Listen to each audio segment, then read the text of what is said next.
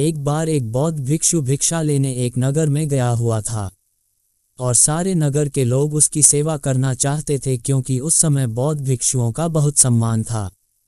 इसलिए जिसे भी पता चला दौड़ा दौड़ा उस भिक्षु के पास पहुंचा। उन्हीं में से एक वेश्या भी थी जिसने उस भिक्षु के बारे में सुना तो उसे देखने चली गई और जैसे ही उसने उस भिक्षु को देखा वह देखती ही रह गई। उसने उस भिक्षु के पैर पकड़ लिए और कहा कि मैं एक वेश्या हूं और कोई भला आदमी मेरे द्वार तक नहीं आता, इसलिए मैं ये चाहती हूं कि आप मेरे अतिथि बनकर मेरे साथ चलें ताकि कुछ दिन मैं भी आपकी सेवा कर लूं। असल में वो वेश्या उस भिक्षु पर आसक्त थी। उसने आगे कहा कि हे महात्मा, मैं भी कुछ धर्म कमाना चाहती हूं और ये भी हो सकता है कि मेरे भी मन में कुछ ऐसा भाव आ जाए कि मेरा भी उद्धार हो जाए।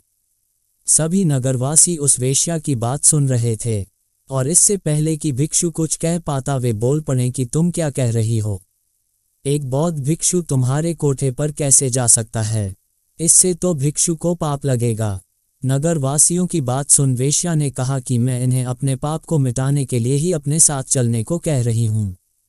उनकी बातें सुनकर भिक्षु ने कहा कि मैं अपने गुरु बुद्ध से इसकी अनुमति लूंगा, यदि वे कहेंगे तो मैं आपके साथ चलूंगा। ये सुन वेश्या ने कहा कि मैं इंतजार करूंगी। इतना सुनकर नगर के सेठ ने कहा कि हे महात्मा, ये पापी है, आप मेरे साथ चलिए, इसका कोठा आपके जाने लायक नहीं है। इतना सुनते ही वो वेश्या बोल पड़ी कि तब तो इस नगर वाले सारे अमीर पापी हैं, वे सभी मेरे पास आ चुके हैं और सेठ जी आप भी तो मेरे पास आते हैं, तो तुम पाप से कैसे मुक्त हो? तुम भी पापी हो। यदि ये महात्मा मेरा उद्धार करना चाहते हैं तो तुम्हें कोई आपत्ति नहीं होनी चाहिए। नगर का सेठ चुप हो गया और बौद्ध भिक्षु गुरु बुद्ध के पास अनुमति लेने लौट गया। गुरु के पास पहुंचकर उसने अपने साथ हुई घटना के बारे में अपने गुरु को जानकारी दी।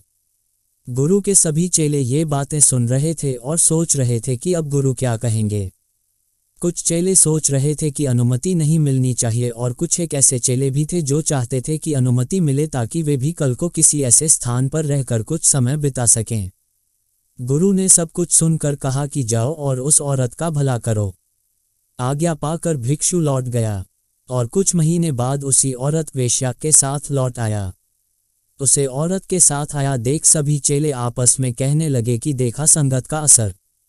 आखिरकार इस औरत ने अपना जादू चला ही डाला और अच्छे भले भिक्षु को सांसारिक जीवन जीने वाला बनाकर अब शायद विवाह की अनुमति लेने आई है। लेकिन गुरु को पता था अपने चेले का, इसलिए गुरु उन्हें आता देख मुस्कुरा रहे थे। भिक्षु ने अपने गुरु के पैर पकड़े और कहा कि हे गुरुजी, मैंने इस औरत का उद्धार कर दिया है। अब ये एकदम शुद्ध आत्मा बन चुकी है, अतः इसे भी अपना शिष्य स्वीकार करें। ये सब सुनकर सभी भिक्षु आश्चर्य में पड़ गए कि ये कैसे हुआ। चरित्र तो हमेशा बुरे के साथ रहकर अच्छे का खराब होता है। हमें बचपन में यही सिखाया जाता है कि बुरे के साथ रहकर तुम भी बुरे बन जाओगे। तब गुरु ने कहा कि देखो इस भिक्षु को जिसने मेरी आशा के अनुरूप कार्य किया।